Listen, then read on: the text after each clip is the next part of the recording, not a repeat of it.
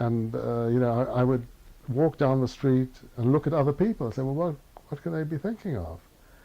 I was sitting on the back of a bus. I don't think I'd recount this. And it was after this incident where this guy was tortured. It was a few years after our report, and quite recently. And there was a High Court judgment ruling made about whether this shaking, tiltul as it's called in Hebrew, was one of the Landau Commission's permissible forms of moderate physical pressure, or whether it wasn't.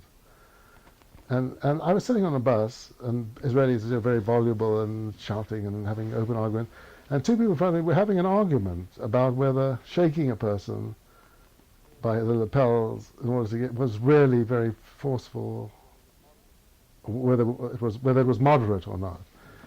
Now, of course, when that happens, then you're in a discourse in which people are not asking whether something is bad or good. They're certainly not asking whether it happens. They're just normalizing it. They're normalizing it. They say this is a feature of everyday life, and so the question is how.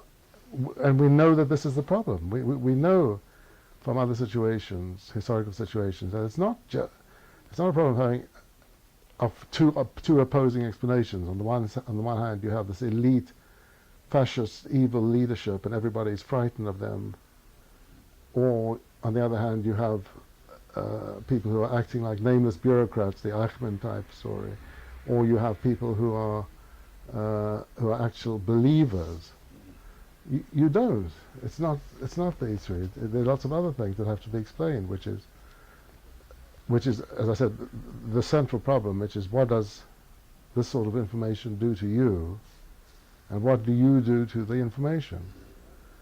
And once I'd got that, I was about to start to write a book based on it, which is close enough to what I did, but.